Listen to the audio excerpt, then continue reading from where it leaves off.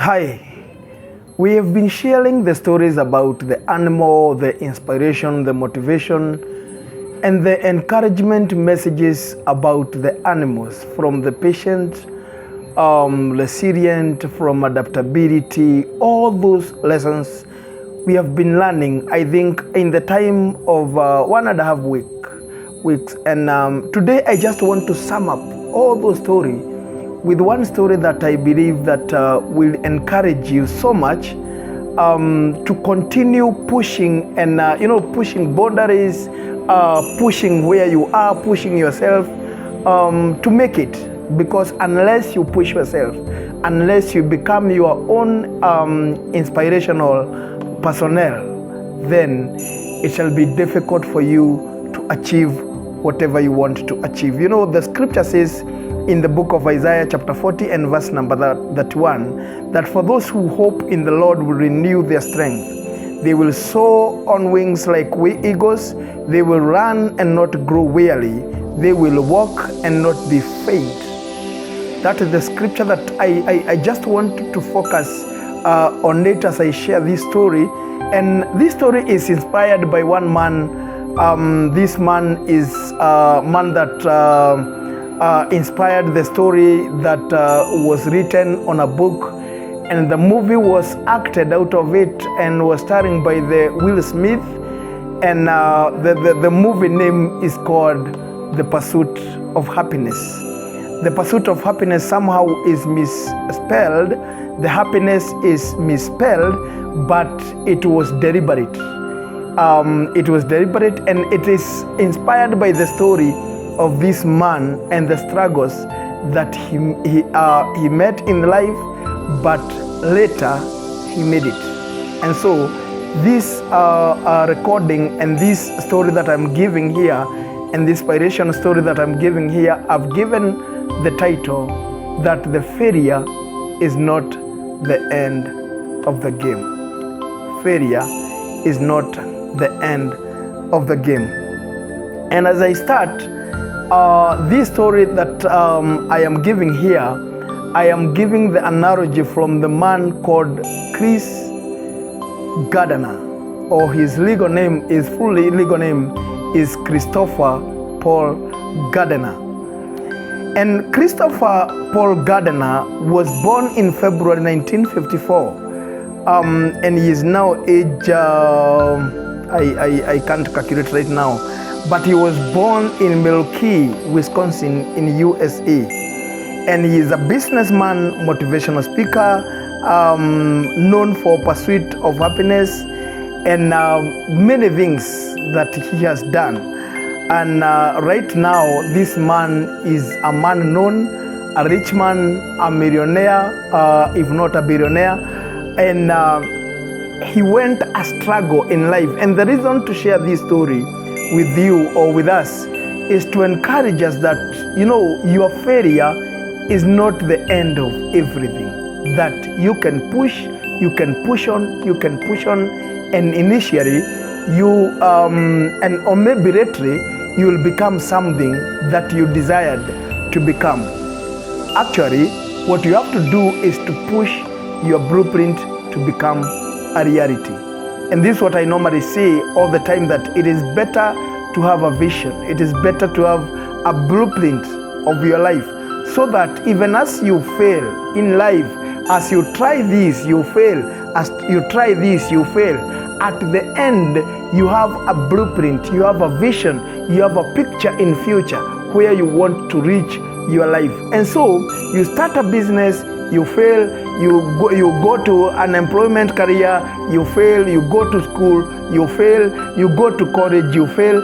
All those things are part of life, but that is not the end of game. And so as I said, this man, Christopher Paul Gardner, is a businessman and a motivational speaker. And during the 1980s, Gardner struggled with homelessness while raising a toddler son. He became a stockbroker and eventually founded his own brokerage firm, Gardner Rich and Company Limited, in 1987. In 2006, Gardner sold his minority stake in the firm and published a memo That book was made into the motion picture The Pursuit of Happiness, starring Will Smith. That is a highlight of the story of this man. But I want us to go deeper to the story of this man so that you understand, and maybe this story will inspire you to continue to pursue whatever you want to pursue. In his early years, Gardner was born in Milwaukee, Wisconsin in 9 February 1954 to a Thomas Turner and Betty Jean Gardner. He was the second child and the only boy born to Betty Jean. His older half-sister Ophelia is from a previous union. His younger sisters Sharon and Kimberly are children from his mother's marriage to friend Triplet. Gardner did not have many positive male role models as a child, as his father was living in Louisiana during his birth, and his stepfather was physically abusive to both his mother and his sisters. Triplet fits of rage made both Gardner and his sisters constantly afraid. In one incident, Betty Jean was imprisoned when Triplet falsely reported her to the authorities for welfare fraud. The children were placed in foster care. When Gardner was 8 years old, he and his sister returned to foster care for the second time when their mother, unbeknownst to them, was convicted of trying to kill Triplet by burning down the house while he was inside. While in foster care, Gardner first became acquainted with his three maternal uncles, that is Archibald, Willie, and Henry. Of the three, Henry had the most profound influence of him, entering Gardner's world at a time when he most needed a positive father figure. However, Henry drowned in the Mississippi River when Chris was 9 years old. The children learned that their mother had been imprisoned when she arrived at Henry's funeral, escorted by a prisoner guard. Despite both her very unhappy marriage and her period of absence, Betty Jean was a positive source of inspiration and strength to her son Chris. She encouraged Gardner to believe in himself and sowed the seed of self-reliance in him. Gardner quotes her saying, "You can only depend on yourself. The Calvary ain't coming." Gardner also determined from his early experience that alcoholism, domestic abuse, child abuse, illiteracy, fear, and powerlessness were all things he wanted to avoid in the future at all costs. In his early adulthood, inspired by his Uncle Henry's worldwide adventures in the U.S. Navy, Gardner decided to enlist when he finished secondary schooling. He was stationed at Camp Rejoinder in North Carolina for 4 years, where he was assigned as a hospital corpsman. He became acquainted with the decorated San Francisco cardiac surgeon, Dr. Robert Ellis, who offered Gardner a position assisting him with innovative clinical research at the University of California Medical Center and Veterans Administration Hospital in San Francisco. Gardner accepted the position and moved to San Francisco upon his discharge from the Navy in 1974. Over the course of 2 years, he learned how to manage a laboratory and to perform various surgical techniques. By 1976, he had been given full responsibility over a laboratory, had co-authored several articles with Dr. Ellis that were published in medical journals. Marriage and struggles. On June 18, 1977, Chris Gardner married Sherry Dyson, a Virginia native and an educational expert in mathematics.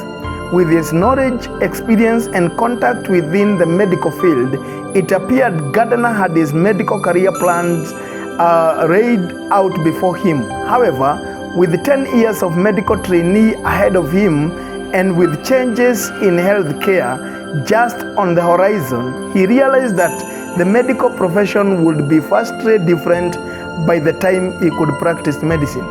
Gardner was advised to consider more lucrative career options a few days before his 26th birthday. He informed his wife Sherry of his plans to abandon his dreams of becoming a physician. His relationship with Sherry was detached in part because of his decision to abandon a medical career and in due to difference in their behavior. While still living with Sherry, he began an affair with a dental student named Jackie Medina, and she became pregnant with his child only a month into the affair. After 3 years of marriage to Sherry, he left her to move in with Jackie and to prepare for fatherhood. 9 years elapsed before he and Sherry were legally divorced in 1986. This is a story of a man. This man today, if one sit and tell you his story, you will be amazed. But this means ya kwamba failure is not the end of the game. You can start where you are. You can start with what you have today. Why? Gardner had a many various aspects in his life. Being raised from the abusive home, being a fatherless, being raised with a stepfather who was abusive, and alcoholic, all those things. The mother being imprisoned many times, and so he was raised without a present mother and without biological father and without a present father figure.